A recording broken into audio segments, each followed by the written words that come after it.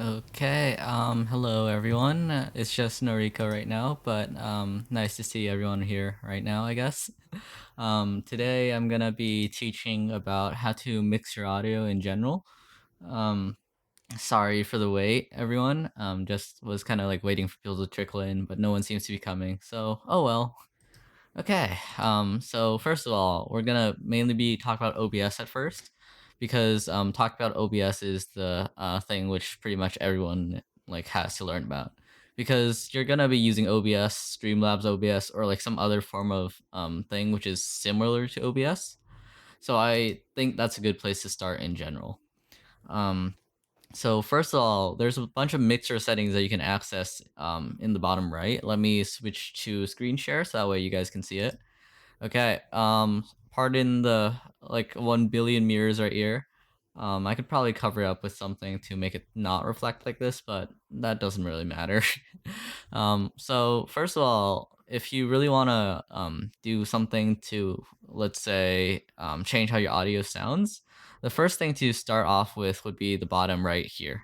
I have some settings on this thing here, which is exclusive to my microphone. However, now that I removed it, things should sound quite a bit different now.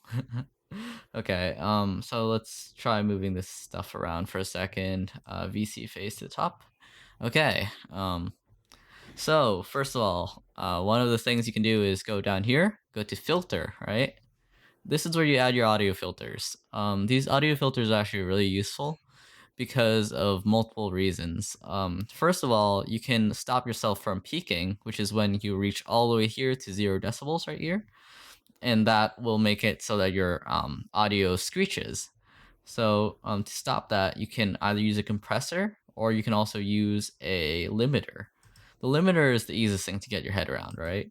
It basically makes it so that it limits your audio at X decibels right here.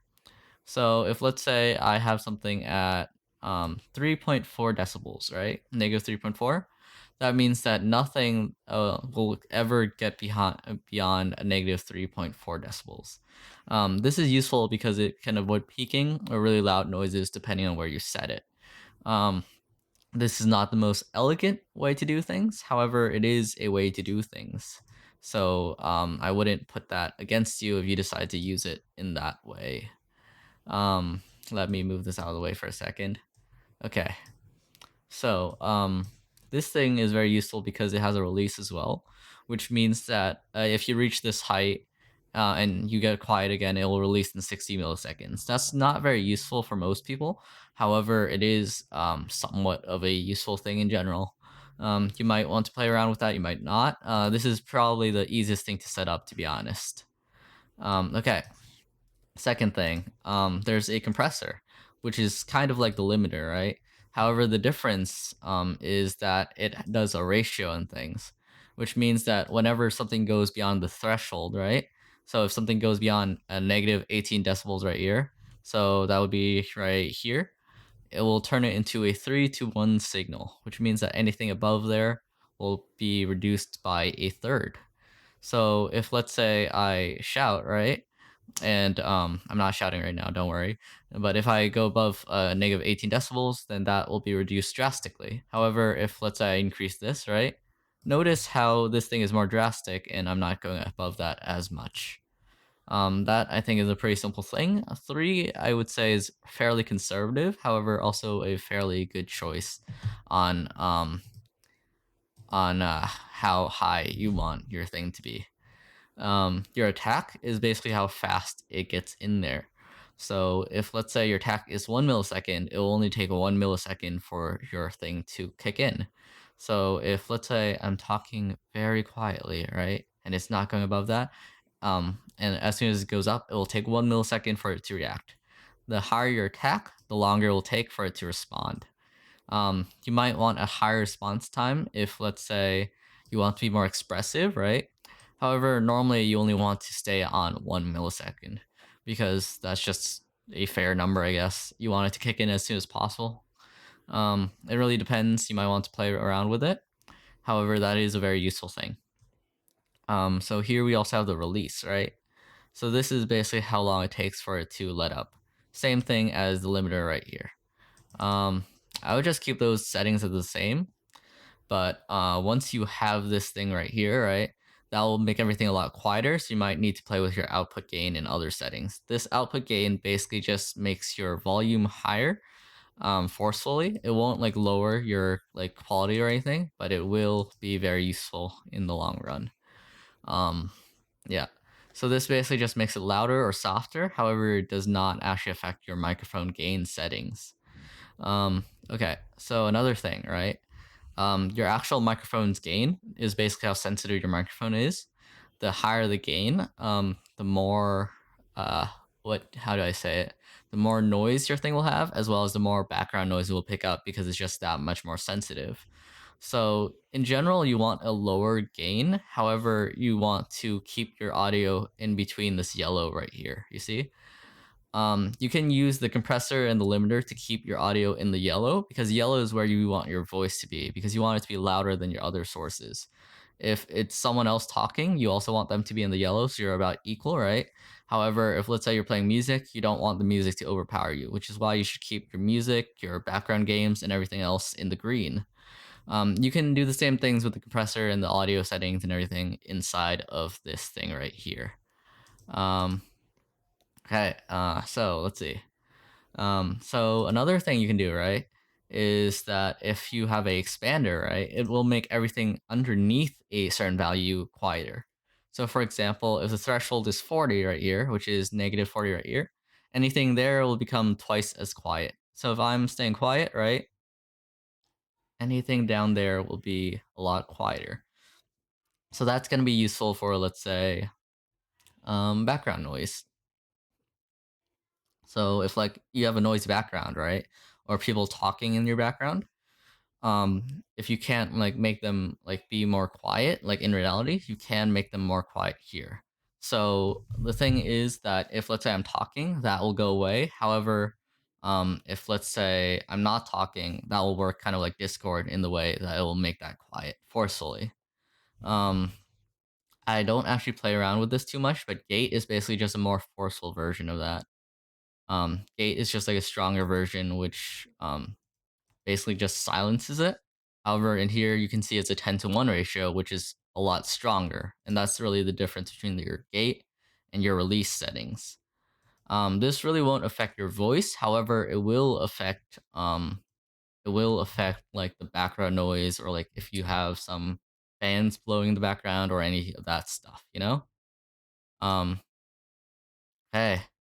So some other settings that you might want to get used to in this thing might be the noise gate. The noise gate is basically the same thing as the expander, except even stronger, right? So I can actually pull up a like a professional description in here. Let me see. Blah blah blah blah blah. Advanced controls. Your expander or gate. Your expander is a noise gate with a variable range. It can blah blah blah. You guys can read. It basically just means anything under that is going to be silenced or weakened and all that stuff. I'm going to be referring to this so that you guys can like see the official descriptions. However, hopefully this does help. Okay, back to OBS right here. If you have any questions, just say something in the chat. You can also change your avatar, which is this thing right here, um, underneath, if you scroll down. So if you want to play around with that, might be helpful. However, sadly, I will probably be playing around with this thing right here. Luckily, that thing's above it, so never mind then. But yes, your noise gate will basically do the same thing. Your open threshold is basically when it will open up. So if let's say I'm speaking above 26 decibels, it will open up right there. If my voice goes underneath 32 decibels, it will just shut that off right there. Attack time, same thing, how long it will take for it to kick in. But I think that this is very useful for if you're familiar with Discord, right? If you go to Discord, uh, let's see, no, that's me advertising. Please ignore that. But if you go to Discord and you go to your voice and video, you see this thing right here where it says automatically determine input sensitivity. If I'm speaking underneath a certain value, then my voice won't be transmitted to the people in the same call. This basically does the same thing in that it will pretty much just make an open and closed threshold. So that's very useful if you, let's say, if there's people talking in the background or if music is playing in the background, right? And you know that music is quieter for your mic than your voice, then you can pretty much just silence it right there. So if let's say I'm playing music in the background on the other side, right? And it's quieter than my voice, then as long as I'm not talking, then no one will hear that music, which is very useful in general. Um, you will have to play around with this if you're like using some audio settings in the background. However, in general, this is very useful. Very, very useful. Okay. So if you've been in a Discord call before, you know why this is so helpful in general. Okay. So some other things. Some noise suppression right here. This basically uses a program such as RNN noise or RSpecs, right? To basically just lower your suppression and everything. This basically is the same thing with how high it will suppress noises underneath. However, if you've used NVIDIA Voice, this pretty much does the same thing. Um, 5 Pluton. Okay. So some other things. We're not really gonna use these since I already have some settings working. However, if you want to play around with these, you should probably do it on your own time. But hopefully, I'm giving you enough information to actually, you know, change how you sound on OBS and while you're streaming, right? Um, okay, let's see. I do already have something working like this, but this is the base settings without any equalizers and without all that stuff. I think I sound way better with them. However, for now, I shall not use them, so I can show you some stuff later. Inverse polarity, you don't really need to focus on. And gain, you have it inside the noise gate. Gain is literally just your volume. If you increase your gain, your volume will be higher here, right? You see how now I'm peaking without my thing? Or at least getting into the red? That's because I don't have something limiting my voice anymore. Um, if I put on the compressor, I am no longer going into the red as much, as you can see. So that's a pretty much instant change. If I put a limiter, I'll never peak. If I put on my expander, my background noise will be quieter. Noise gate, same thing. And noise suppression, same thing. That should actually be pretty simple altogether. Okay, let's go back into this stuff right here. So what else can I do? Okay, next step, ignoring all this stuff right here. You can use your voicemeeter program as a EQ actually. I just reset it so I can show you how everything works. But I'm gonna be posting 2 links in the chat right now. This link right here. So this link right here. Ignore the Steam thing on the bottom right there. Oh wait, never mind, it was covered. Nice. Okay, so these 2 links right here, right? If you can see them well enough in the chat, basically these things will install VB cable and also voicemeeter, which you can actually use to change your EQ of your voice settings. Before we do that, actually, what you should do is you should go into advanced audio properties, and then you should turn on monitor and output. This will basically mean it so that you can hear yourself and you can also output noise at the same time. If you do monitor only, you will mute yourself, but you can hear yourself. So this is very useful for if, let's say, you will kind of wanna hear yourself. As you can see, there's an echo. That is because it's outputting that noise onto desktop so I can hear myself through the headphones. Very useful for if you want to see how you sound.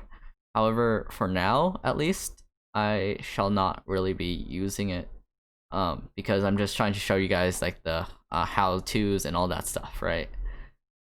You should totally use this when you want to like hear yourself and everything to make sure that you're sounding all right, or at least okay. However, that will be very useful. Okay, if you have something you can like monitor your actual like microphone with, you kind of always want your microphone not to be peaking, so you lower your gain settings right here. So you can see that my voice isn't peaking at the moment, so that's perfectly fine. However, if I rise it a bit more, you can see it's peaking at times, which probably isn't sounding the best on your microphone. I mean on your headset. So I apologize for that. Here. Okay, back to this stuff. Okay, so once you download VB meter and and VB cable, right? Just download these things right here. Pretty simple. Download the zip, download the .exe, install those on your computer, reset your computer. You now have a voice meter right here. Go here, set up your audio input. So this is gonna be your microphone. Put your hardware out as your VB cable right here. VB audio cable WBM. Notice how I now have these two bars right here reacting. This is my input. This is my output. I can go to OBS. I can set my properties and set my OBS to voice meter. So I shouldn't sound any different right now. However, if I move this thing around, I can change if my voice is lower, if I have more treble, if I'm higher, or if I have more treble. I can't actually hear myself right now. I should probably actually turn on this stuff right here. Give me a second. Okay. Weird.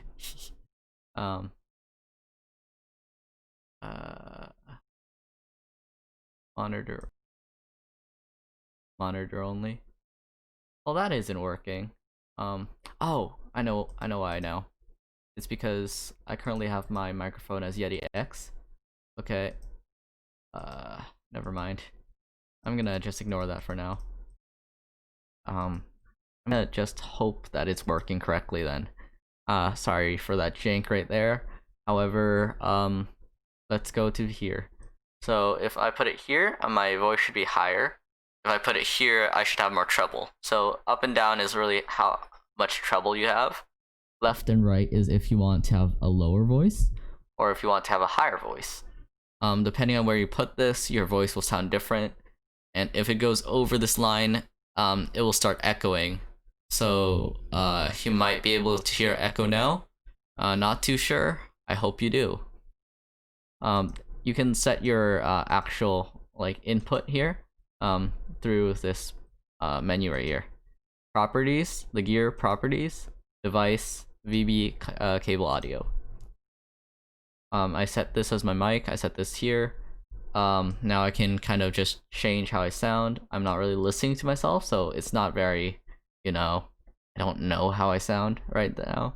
But this, if you want to be quieter or louder, very useful stuff. I'll set it as the default for now, or at least a bit louder. Okay, this mono button right here just makes it so that only this input is going to over here. I don't know what these buttons do, but I don't really care at this moment. This thing right here you might be interested in because it can do artificial ASMR. However, it is not as good as actual ASMR, right? Ah, my only viewer gone. Pain. Wait, never mind, she's still there. Okay. Okay. So if let's say I move it here, I should be going through my left. As you can see, my left bar. If I go right here, I should be on your right. If I do this, I'm gonna change my audio sounds. Hopefully that sounds like ASMR. I'm not too sure. This audibility, I actually am not too sure what it does so far. I believe it just is gonna make something louder or softer. I should probably actually search that up. Sorry for the confusion at this point. Audibility. Here's a tip. If you're ever confused on something, search up. They actually have very good documentation in here. Audibility voice meter. Fair enough. Okay, I have no idea what that means. I'm not gonna spend some time on that. Okay, so this fader gain, change your virtual out and your main out separately. Your virtual out and your main out, I'm pretty sure are basically the same thing. You shouldn't worry too much about that, since I have both of them as my cable, because my cable works as a physical thing. So that's pretty much your tutorial for actual voice mixing, because this pretty much just goes over everything you really need other than your actual settings themselves. My voice probably doesn't sound the best right now, so I'm gonna swap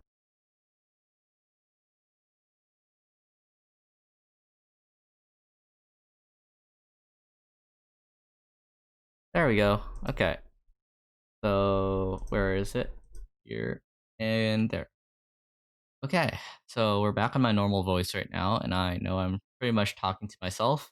However, I'm gonna continue because this is gonna be a video later. If anyone wants to like actually ask questions or whatever, just ask and I'll redo this entire stream. But your mic settings do actually change how you'll sound. For example, I have a Yeti X, which is basically the Blue Yeti except slightly buffed up. Um, so I do have some settings. For example, I do have noise reduction, expander and gate, limiter, compressor, a de-esser, which you don't have. However, that doesn't matter too much. The EQ, which is the thing you saw inside of voice meter. There we go. This is your EQ right here. This is also your EQ. You have a virtual input. However, you don't have a virtual input at this moment, unless you do, which I say is a bit more advanced than what I'm gonna teach you. But if like you're putting voice meter into voice meter and all that, that's where you're gonna go. But you can change how high or low your voice is. I'm gonna remove this. My voice should be a bit more flat now. My voice should be a bit more expressive here. A de-esser, which basically is for your S sounds, a compressor, and all that stuff. Doesn't change much. Same thing as OBS. No real need to, buy a more expensive thing for those alone. However, you can find information about all this online. Um, okay, so let's get to the other things. Most of your mics, if you're using either a Yeti or a Blue Yeti X, or most other mics, will have different polar patterns, which basically means how do I say this? Which direction your thing is gonna take audio from, right? So this is the section where um there's gonna be some ASMR, but basically stereo is left and right. Omni is in a circle around your mic. Bidirectional is front and back, and cardioid is just in front. Cardioid is gonna be your main function right here, right? You guys actually want to hear ASMR? I'm not too sure. But if let's say I'm on cardio mode, right? That will make it so that my audio is only coming from the front. If I'm on uh what is it? If I'm on stereo mode, right? That means I'm gonna be doing ASMR. This thing is good for interviews, and this thing is for catching sounds all around you. I don't really know why you would want that unless you're like in a band or if you're doing some 360 audio stuff, right? But in general, yes, this is what you're gonna be using most of the time, which is cardioid.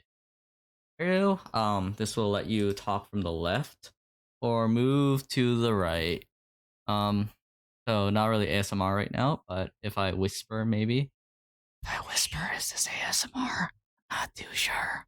But you get it, right? Yeah. Um. uh, okay. So back to cardioid. Um. Okay. Let's see. Um. Okay, yeah, that's about all I really need to teach you to actually get started for your mixing. You can also mix the same way for your filter right here, and you can also do a bunch of other things. For your mic in general, some mics have you talk to it head on, while some other mics will make you talk to it from the right, or like from the top. The Yetis, specifically, they will ask for you to talk from the side. Well, let's say if you're using a more professional, like top microphone for karaoke or something, you'll be doing it from the top. If you're talking from the wrong side, in general, you'll sound a bit worse. I'm gonna talk from the top now to show that. This is me talking from the top. I'm not too sure if that makes too much of a difference. However, it should sound worse than if I was talking to it head on right here. Um, and yeah, that's pretty much everything you need to know about your audio mixing and everything like that. Um, do you have any questions? If you have any questions, just ask. We're around 20 minutes right now. I'm probably gonna end it right here if no one has any questions. And yeah, um, paid. Yeah, I'm sorry I'm a bit boring. I can't really do a bunch of stuff, but if you do change your settings, you can get a lot of different sounds. For example, AM radio, crisp and modern, Mormon vintage, and a bunch of other settings. Yeah, I have a bunch of other settings for like different circumstances. However, if you're streaming, you're probably only gonna need one of those right there. Um, and yeah, if you want any tips for the Yeti specifically, in general, make sure your gain is good because if your gain is peaking, even audio gain changes won't fix anything. Remember always to use the correct polar pattern because if you're using the wrong polar pattern, then you're gonna be in a bit of trouble. That's about everything. Not enough people to actually do a battle royale right now. I hope you enjoyed. Um, and I hope to do a lot more educational streams in the future. I'm sure there are a lot of people who would have wanted to watch this, however, could not make it due to either sleeping or other circumstances. So I apologize for that. I will be redoing the stream at another time to hopefully get those people and make sure that everyone is doing their best with their audio and everything like that. Well, have a good night. I hope you enjoyed. Bye.